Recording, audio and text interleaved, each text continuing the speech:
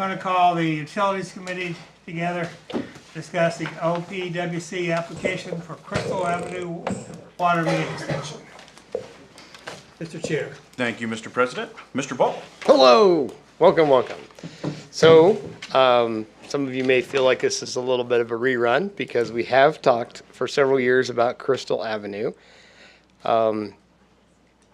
This is sort of a restart because the last set of grant applications received reasonably good scores, but not enough to be funded. So what we're trying to do is put a package back together for the new and improved OPWC. So thanks to everyone who voted yes on issue 2. Has been renewed for 10 years, and there's more money for all of the districts. So this is 100% in Clinton Township. We have Donna Hosteller. The township trustee has passed a resolution supporting a co-application to OPWC, and we would like to have your blessing, either tonight or the next meeting is totally fine, to do OPWC. Additionally, the county commissioners have agreed to be the lead on the community development block grant. So this would be 2 projects or 2 funding sources. You would have state funding through OPWC, federal funding through the county. Our goal is to have a 5 to 10% cost share. And then everybody has a little handout. So I know that if Tammy was here, she would ask these questions. It is approximately 112 parcels. There are 46 households. And so some of these lots are undeveloped. Obviously, some lots, there is 1 house on 2 lots. And again, we have about 28 owner occupied. That's important for the community development block grant funding because those are the folks that could apply to get their water connections put into their house. So, questions on the project? I remember you brought this to us last year, but you could remind us, these are residents who are on wells and septic. Yes. And many of them are having trouble with their wells, trouble with their septic. They're having a hard time, or am I conflating issues? So they currently have public sewer access. Oh, okay, So thank you. 100% of the lots have access to public sewer. We believe all of them to be connected. They do not have access to water. So what we're seeing is we've seen a few people on and off have positive tests for E. coli or other bad actors. In the similar geology, we've come across people that are spending $100 a month on a filtration system, and then they really can't drink the water because they're using a salt system, or unless they're doing a reverse osmosis. They're still buying water at a store. So it's this pretty serious economic impact. It's, stifling development. It's costing people a lot of money to have barely usable water. Once this is put in, do they have an option, or are they mandated to take the water we offer? So in all cases, they have an option to make the connection to city water. We cannot mandate a connection to city water. It's up to them. Okay. And the other thing we can do is, as we go to construction, if we want to classify this as a transmission main, they would be exempted from service availability fees. So that's something we could talk about if we get the grant. The computer model does support this being a transmission main. We have a bit of a stress. We have a need for a water tower in the south end of town. Putting this line in would enhance the service to our southern industrial park. Go ahead. So there's a lot of partners coming together on this, and you talked about the percentage of cost share, but do we have like a ballpark figure of what this type of project is going to cost? Did I miss that? No, plus or minus $1 million even. Is that including the CDBG work that the county would partner? Okay. Yeah. Mm-hmm. Yeah, the construction, we would do one construction. So again, assuming that both projects are funded, we would come back to city council for authorization to bid and award a construction contract. So, we're hoping the sooner the better because construction costs haven't been going back down. So, yeah, we will polish up the estimate. We'll also, as we get closer, we'll work with the township. If they want to add a surface course to the road, or if there's any other small things we would add to the project, we would bring that together as a package once we get there. Right now, the road's in pretty good condition, but, you know, if we get these fundings sources, we have 2 years to complete the project. Where would the city's portion of this come out of? This would be, so we have some choices, but the Water Improvement Fund is, our friends and neighbors that live in Clinton Township pay a 40% surcharge. So that money, that 40%, part of that goes into our Water Improvement Fund. So we would likely, if we're paying for part of it, we would take it out of funds that have been collected from Clinton Township. We don't have to, but that's always been my recommendation. Just have a reference, on the outside of Columbus Road, where it goes across the road, is that by Lola's? Yeah, if you look at the Z pattern, we would be tying into the water line on Columbus Road with Barb's Diner, Lola's, I think is what it's called. Yeah. Lola's. So we need to make a connection on both ends. So we would be tying into Columbus Road. So that's we would come down and over. We would be a little portion of this would sit on Johnson Avenue to make it not a dead end pipe, because there is a water line on Harcourt and there's a water line on Columbus. So we connect on both ends. Remind me, do any of these other streets already have access or not? No, Okay, so this would give them access? it would give the people in the black box. Okay. So we looking at the mayor and Donna, we've worked on a water system master plan for this area. It's actually in our contract to extend water. We have a contract with the Clinton Township Sewer and Water Board. We have designed water system, but the only roads with water are Harcourt Road and Columbus Road that are in this picture. So eventually we do want to, this kind of creates a backbone to where we could extend water north and south, and we have those plans developed. We're just kind of like a Johnny Cash Cadillac. We're buying it a piece at a time. So the plan is to eventually extend water to everyone in this area, but this is, we're trying to buy it as the grants are available and as we can afford it. So right now, the way the program works, if we're much above $1 million project, we're putting in quite a bit more cash. And with the other things that we need to do with the water system, we're trying to avoid that. So right now, the master plan is hovering probably around $5 million. So this gets us slightly about a fifth of the project done. Questions? Anybody else have questions? Think we're good? I'm going to adjourn the Utilities Committee. I'm going to move now to Streets and Public Buildings to discuss the bid contracts for demolition related to State Route 13 relocation. I didn't bring a handout since I already had these printed. Mr. Ball is gonna help us here again. All right, so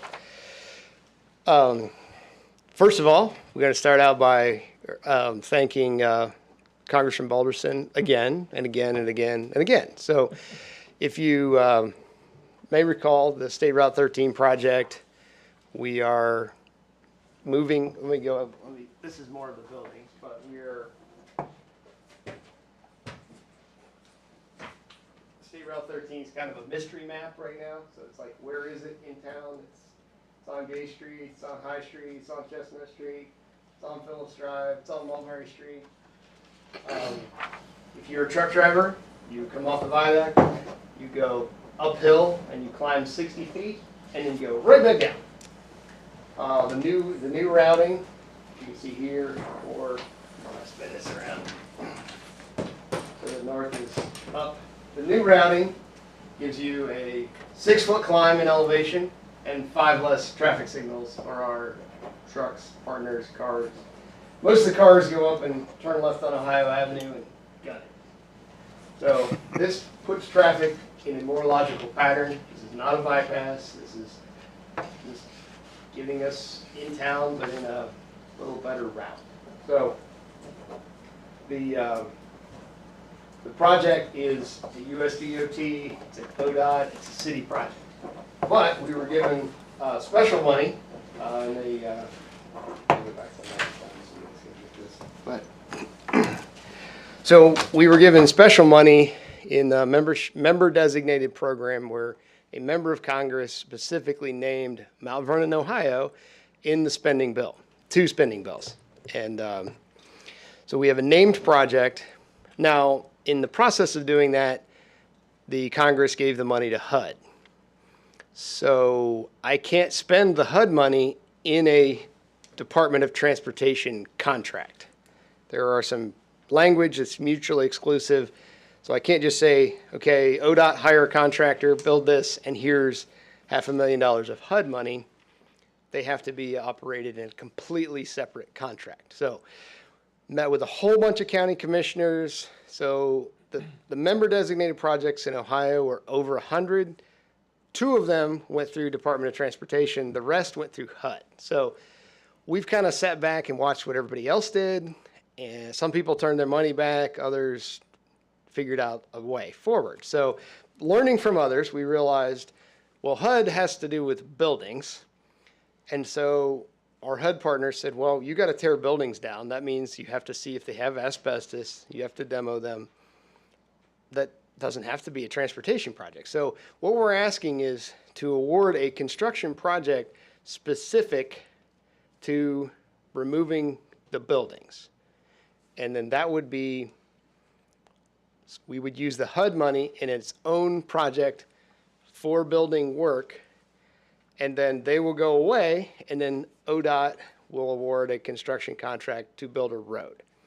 Now, we don't know exactly, we haven't finished doing the estimates and all that. We probably are not going to get all of the buildings done for this, but we will use all the money. So, and we can go through the buildings. We would prioritize the ones we already own. We're obviously not going to start on buildings we don't own. So we're going to make sure we own them and that our renters have moved out. So there will be, this is not like starting tomorrow, but it will take a period of time to go through an award. We'll have to bid a contract. All the normal rules apply to HUD project. So it is subject to the 200 CFR. So we'll have to do, formal bids and things like that. So we're asking permission to bid and award a specific project for this Route 13 only for buildings and asphalt parking lot removal so that we can be ready for our ODOT project. Questions? You look like you have a question. Do you have a timeline on how long you have to spend it? Is this something, like other grants we've gotten or grants we've gotten where you have to spend it by a certain period of time? We have to spend it by, I think, September of 2030. Okay. But it makes sense to spend it first because this, it would be really difficult to spend it on the aspect of the highway because ODOT is not going to pay unless the road's finished. So we have to, it's kind of like, well, we have a little longer to spend this than we do the ODOT money, but this is, the thing that makes sense is to do this first. So Given that, the parameters of this grant, I understand. it would make sense to do this, clear everything out of the way and then work solely on the road. yeah. Understood. So we have till 2030, September, I believe September of 2030 to complete the spend down. We are allowed to use some of this money for engineering and services. So The HUD money. yes. So the thing we've done is we have used up all the ODOT money that we can for engineering. So part of this money we're going to set aside for finishing the plans for the project and also doing the asbestos removal is considered a service under HUD and CFR 200. It's not considered construction. So we've already advertised and done all the pomp and circumstance to get design and asbestos and real estate contractors. So we're going to carve out part of this money to go toward engineering services, and then the other part would be whatever demo work we can get done. So the Sandusky Street part, AEP actually needs those buildings out of the way so they can start doing their polls. Because if in the spring, when we start the ODOT project, AEP is going to be in the way. So this also solves a utility issue. If we can take the row of buildings down on Sandusky Street, we can give AEP 2, 3, 4 months head start. And that makes their life easier, and then that keeps us on schedule for everybody else. Is this HUD money a certainty or is it an application? We do have to fill out some paperwork, but it is a certainty. It is a 2024 award, and so the money's on deposit with the Treasury. Dan and I have been filling out paperwork to get the process lined up. So we would have all the paperwork done and have the ability to draw on it before we award the contract. So it is a certainty. Do you know how many buildings are involved with, that might be covered by this money? Do we Yeah, know which I don't think we building? have enough to do all of them, but if you start at the north and work south, Dr. Brazzoli's office, we currently own that. Then the next building down is, I don't know, it's like a little small stone building. I don't know if it was a trophy shop. It's next to the truck outfitters. So that little building. Then we have Smitty's Carpet, which we have not closed on, but we're in the process of negotiating. Then we have AMVETS. Next would be the Quick Lube that we own. Then you have Domino's Pizza and Holmes Tire. Again, with putting some money toward the plans for the demo and the asbestos removal, we probably won't have enough to get everything done, but we'll know more next week. This is a significant project, obviously, folks. A lot of buildings along this route, Yep. but I believe it would really, this is gonna improve our traffic flow through our city, I'm sure, with our trucks especially. And maybe to follow on to Bruce's question, we are fully funded for construction. So as we go into budget season, you'll see us asking for our small share of the construction costs. The ODOT construction costs have been confirmed and scheduled, programmed. Mel went with us to present to the director of ODOT and the track board. So the construction funds for ODOT are confirmed and locked in. So both sets of funds are locked in. Mr. Ball, remind us of our responsibility to the businesses that are along this path that we would possibly displace.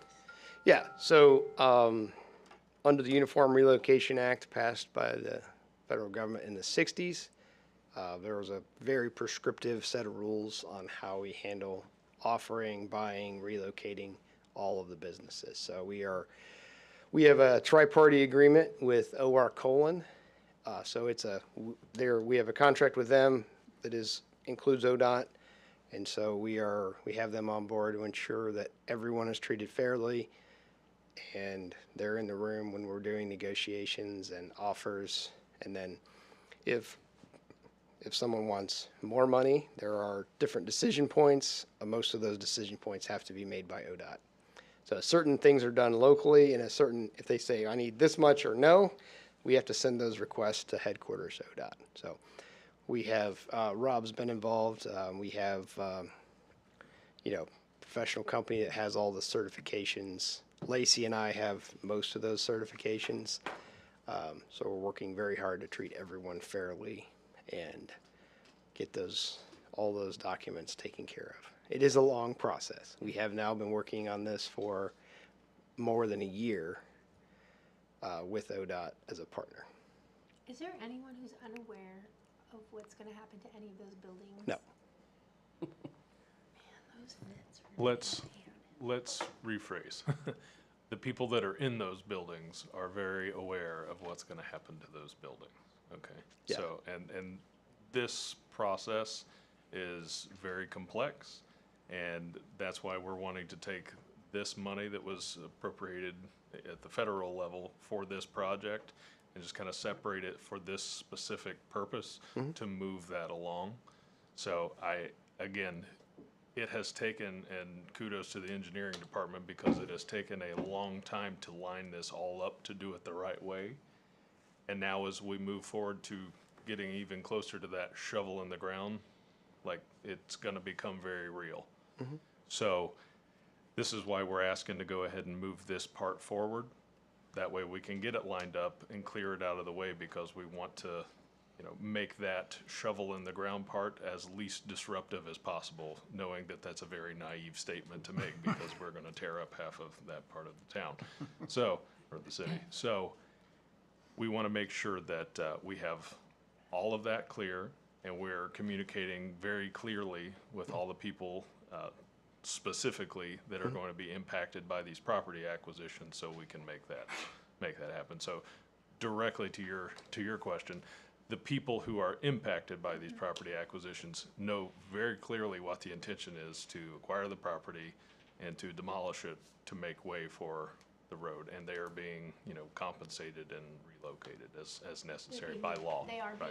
being relocated. If that's what it requires. If they want, okay. Right, yeah. Understood.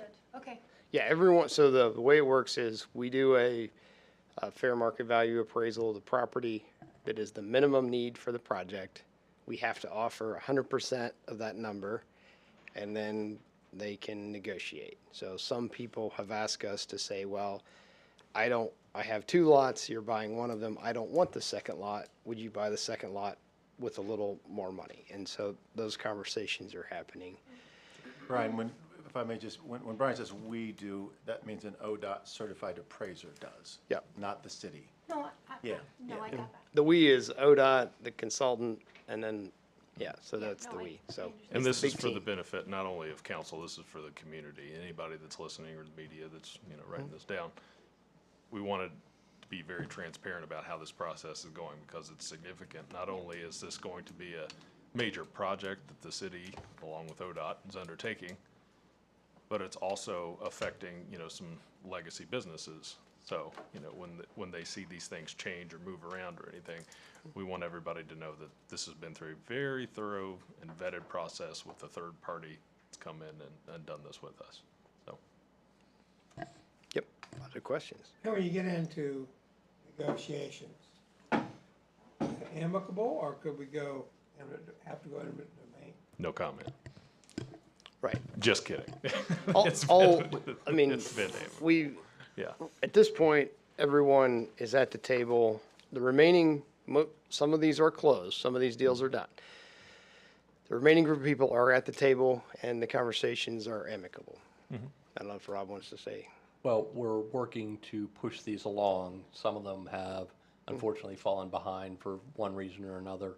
But, Brian and Lacey are meeting with the consultant we hired, O.R. Cole. O.R. Colon, and I was in one of those calls today, and I'm going to be more involved to help us make sure that we're able to negotiate these out and we don't have to do other things. Yeah. It's a very complex process, as he says. There are these certain steps that you have to meet, and once those steps are met, if another ask is met, then it has to escalate to another, up to headquarters ODOT. So, yeah. And sometimes that process gets confused, and that gets frustrating for everybody, but yes, it's amicable. We're all in the community together for the community. So. Yeah, and if any of these folks reach out to you, we redirect them to Rob, myself, or Lacey, or they all have our consultant's phone number with O.R. Colon. So if they ask you a question, please just say, hey, call your representative with O.R. Colon. We know you have the number. Some of them also have lawyers, and so we don't want you talking to anybody who's represented by a lawyer. Yep. Okay, fair. So, but again, everything's happening. We're having good conversations every couple days. So, other questions? Standard procedure. As long as you make everybody happy. Well, I mean, they won't, but I think the road is going to be a significant improvement. So, for those of you who participated in First Friday, this will be a major improvement, because this will have nothing at all. I mean, most of the traffic can just go around First Friday. You'll have better access to parking, better flow, safer crossing the street, getting in and out. So when you think about our festivals, when you think about First Friday, parades, this is a serious win for everyday operation, and it's even bigger win for all the events that we have downtown. And I know Tom Hinkle's not here, but I know he's like, it'll be a lot less work for our folks to set up for these downtown events, and it'll be a lot safer for our user public. Council, I plan to probably take this to a final reading tonight, so, thank you. Thank you, Mr. Ball. Thank you. We're going to adjourn now the Streets and Public Buildings Committee. We're now in recess until 7:30 PM when we begin the legislative portion of the meeting.